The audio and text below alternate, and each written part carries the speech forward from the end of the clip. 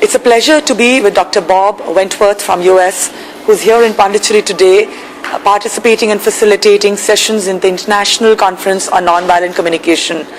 Let's speak to Dr. Bob and find out more about nonviolent communication. Welcome, Dr. Bob. Thank you. Tell us more about your work with nonviolent communication and why are you using the process of nonviolent communication in your work?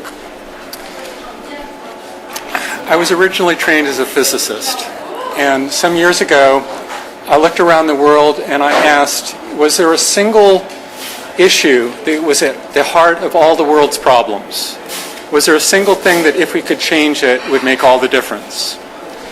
And what I realized was that there's this human habit of dividing the world into us and them, and then saying that they are somehow less than us, less than worthy of even being listened to. Because the second we say that they're not worth listening to, we cut off our ability to learn what we need to know to solve our problems. It blocks the solution of every problem we have. And so I realized that if I could find some approach that would help overcome this breaking of the world into us and them, that would be something worth dedicating a lot of life energy to. And I've found that in nonviolent communication. Tell us about the process of nonviolent communication. What happens? I mean, how do we look at communication from, the perspective or the vision of nonviolent communication that helps to resolve the various problems that, like you said, human society faces today? A core understanding of nonviolent communication is that all human beings act to try to meet universal human needs that every single one of us shares. When I go around training, I often ask people, what are the qualities that would make life wonderful? And people say, we want love in our lives, we want peace, we want harmony, we want fun, we want stimulation, there's a long list. But the surprising thing is that the list is the same anywhere in the world that you go. School children in Afghanistan, businessmen in San Francisco, they all come up with the same list, more or less. And that's because there are these things that are just built into what it is to be human. And because these are universal, it provides a basis for connecting and getting beyond arguments. So if we're in a conflict with someone, it's very easy to just think that what they're doing is incomprehensible and they're bad people or they're a barrier to us ever getting what we want. But if we pause and we realize, oh yeah, like me, they want these same things that I want. And in fact, I bet the reason they're doing this really weird thing that I don't like is because they want respect. They want safety for their families. They want, prosperity. And once I realize that, I become more able to see them as human beings. And secondly, when I express those things myself, like instead of saying, I want you to stop doing that thing, you say, safety is really important to me, and I'm worried when I see you doing that. There's a much greater chance that they can connect with me as a human being who is simply concerned about something that they might be concerned about too, were they in my shoes.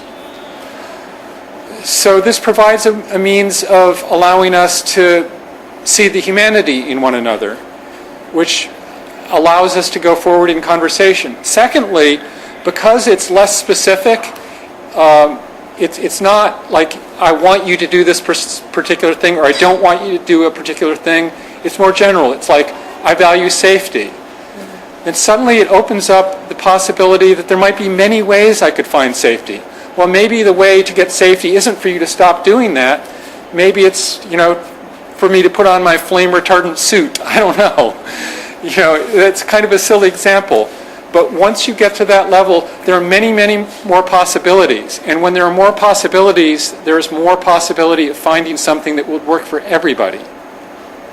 So nonviolent communication is partially about the faith and the lived experience that it is possible to honor everyone's needs, and that we do so much better when we have an intention of trying to see what's important to each of us and find a way of making it work for each of us. When you're talking about compassion, you're talking about understanding about yourself and about the other. I mean, it's knowing that we're all there together, but we have differences. Yeah. But we need to sort out the differences because ultimately we want to connect and we want to have a better quality of life. Yeah, people get the story that the other person is a barrier to our getting what we want. And as long as we're stuck in that story, everyone is going to be stuck in a cycle of suffering. But when we start to see that I want certain things and you want certain things, and if I wasn't in that story that you were a barrier, I would want you to have those things. In fact, it would thrill me to have you have those things. Suddenly, instead of having a conflict where it's me or you, we suddenly have a dilemma. Oh, I want you to have those things and me to have these things, and so do you. We want the same things. We may not know how to do it. It's just problem solving then. It's not a conflict anymore. Oh, I understand. So what you're saying, from a conflict, which is a negative situation, it comes to a rational situation of problem solving where it's not about animosity and anger and not being able to accept each other, but knowing that we have a situation to deal with and let's find a solution. Yeah, and it's more than a rational thing, because yes, it moves things to a point where rationally it's easier to solve the problem, but it's also a matter of engaging our hearts instead of just our heads. When we're stuck in our heads, we have a very limited view of what's possible and what's important. We lose track of what's important. When we are more connected to our hearts, without letting go of what our heads know, we still value that, we can start to sometimes say, when I understand why you want what you want, the thing that I thought I wanted doesn't feel so important because I really want that thing that you say that you want. So there's not only room for more rational problem solving, but there's room for the heart to stir in ways that changes the whole equation. I have a question, Bob. A lot of the conflict we see in the world today, be it on the micro or the macro level, be it on the level of interpersonal relationships at family and work, or situations of the workplace, or at the political level between countries, or between groups within countries, when we can't see eye to eye with each other, or we really feel that we are at conflicting interests. What happens in such very kind of entrenched conflict situations, which have been there for seems for ages, and where you come in with this understanding of nonviolent communication, with your head and heart in place, and a very strong and clear intention to want to communicate and understand and give the space, because there is no other, we are one. But you do not get a response from the other person. You try, but somehow and you've tried all that you know and all that you are capable of.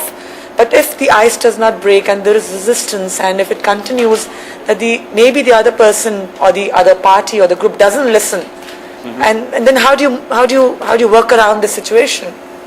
I mean, I'm talking about not the usual conflicts. I'm talking about conflicts which are deeply embedded.